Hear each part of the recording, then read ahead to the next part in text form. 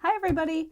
In this video, I want to give you a little review of some watercolor supplies that I picked up at Ocean State Job Lot, which is not the likeliest place to get watercolor supplies, but I was there recently and I happened to find these artist canvases for watercolor. So I don't know if you can see that on there. It says artist watercolor canvas, professional grade, it claims. 100% cotton, and they were only $2. And I bought several 8x10 and several 11x14. So I hope that they're good.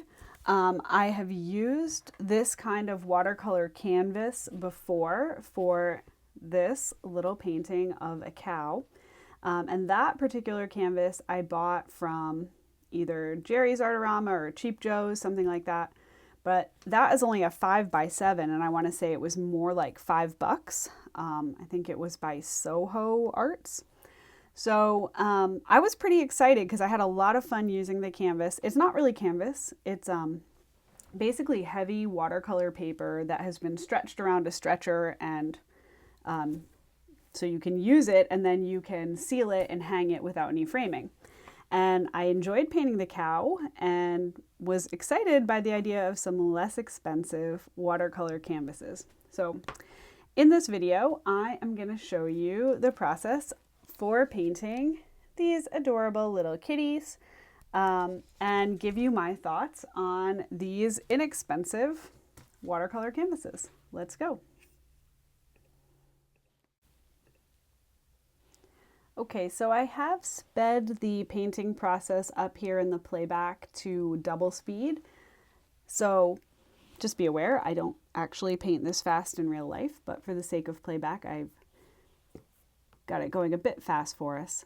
And you can see here, I did put my pencil drawing on the canvas. It's very pale.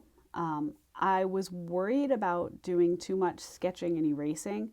So what I actually did was I drew it onto tracing paper and I transferred it onto the canvas so I could minimize any kind of erasing or pressing on the canvas surface with my pencil. Once I had the drawing on here, I used the wet into wet technique. So I wet the whole area with clean water going outside the bounds of my drawing because I want the cats to have a really soft and fuzzy look. They're Maine Coon cats, and they're extremely fuzzy and fluffy. I was trying to get a base layer that would convey that. So I wanted the watercolor to spread a little outside the lines of my pencil and to just get a really fuzzy feeling from the beginning. As you can see, the water and pigment sit pretty heavily on the surface. This surface says it's fine grain. To me, it feels a lot like a hot press paper. In fact, the one I used for the cows said specifically it was hot press. And that is how it feels to me. It's extremely smooth with very little texture, and the pigment and water sort of sit on it as opposed to soaking into it. I actually had to take the prop I use underneath my board out because the water was sitting on it and kind of dribbling down more than I wanted it to, and more than it would if I were using, say, a watercolor block. That said, I was definitely intrigued at what sorts of effects I could get here. I suspected from early on that this surface is going to be pretty easy to lift pigment back off of, and pretty curious about the types of effects that were possible. So you can see here the other thing about this particular painting. I know that it's a sort of watercolor no-no, don't use pigment straight out of the pan or straight out of the tube. But for my first layer here on these cats, I am going straight out of those pans. The orangey cat, I'm using yellow ochre straight out of the pan. The browner cat, I'm using raw umber straight out of the pan. I was looking at the color of these pretty little kitties, and I couldn't see any reason that I should mix a color when these colors already on my palette seemed so appropriate. When I get into layering up and building up the colors, I'll add in more pigments and I'll mix them, but rules are made to be broken. So I know you've probably heard the rule, don't use things straight out of the pan or tube, but there's a time when that's appropriate. So you can see here I'm continuing to use the wet into wet technique, but to start to give some of the pattern of the fur. And I'm working pretty quickly because I do want to make use of the wet canvas. I want this to fuzz and be pretty blurry and indistinct, because once I can come back later when it's dry, I'm going to be able to add the definition in. So I'm just going to let this play and put on a little music for you, and I'll come back when I have more to add.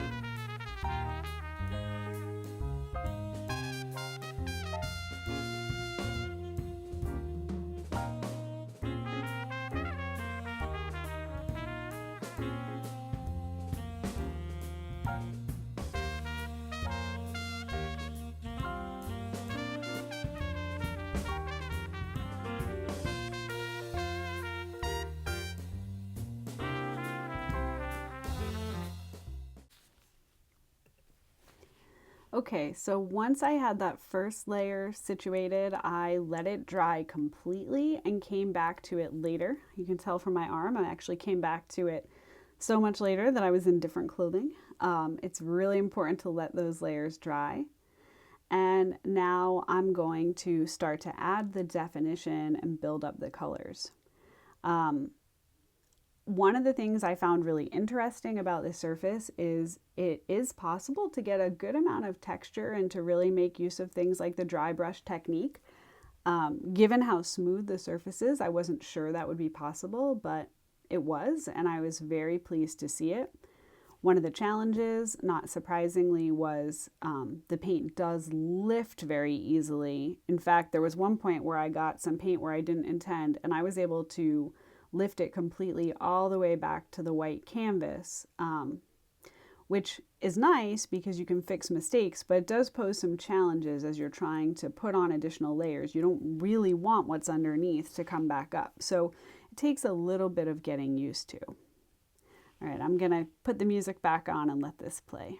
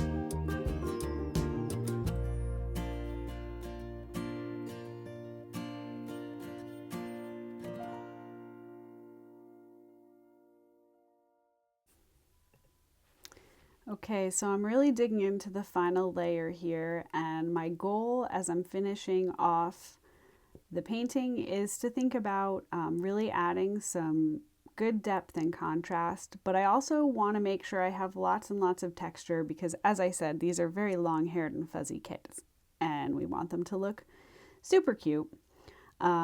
So I'm now using my smaller brush, and I am using quite a lot of dry brush technique here. You can see on the ears for Spencer here, that kitty's name is Spencer. He has really fuzzy ears, so I'm just using some very light feathery dry brush to try to capture just how soft and cuddly these cats are. I'm trying to add plenty of depth as I finish out the painting.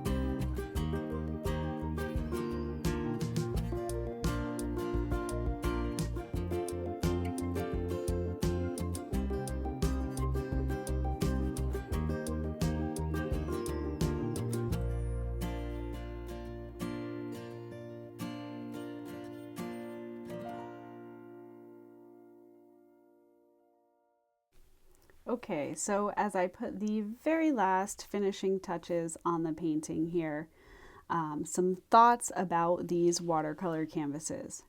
I have to say, I was so pleasantly surprised. Okay, you can see here I'm doing my very last details, and that is giving the cats some white whiskers with white gouache, and Pumpkin, our ginger cat here, also has very fuzzy pale white ears, so I'm going to give him a little bit of white in his ears and just close out the painting. So this surface really performed very well. I'm really excited to use it some more, to try it with some landscapes. It definitely doesn't behave like watercolor paper. So if I expected it to behave like my typical block of paper, I would probably be frustrated, but I knew it was not going to be quite the same It's much more like hot press than it is like the cold press that I normally use. But I have to say, at $2 a canvas, these are an absolute bargain. When I had completed this painting, I sealed it with wax medium, and I will be giving this to a friend for Christmas. These are her cats, and she showed me this adorable picture of them, and I said, hey, that would make a great painting. So this one is for Steph, a little portrait of Pumpkin and Spencer, her two new kitties. And I think these canvases are a real keeper. So if you live near an Ocean State job lot, you should go grab one. And finally, if you want to learn to paint watercolor with me, I am very excited to tell you that starting in January, I am teaching some online watercolor classes through Two Bridges Art Academy, and I will be popping a link down in the description box for you. All right, that's gonna about do it for today. Happy painting, everyone.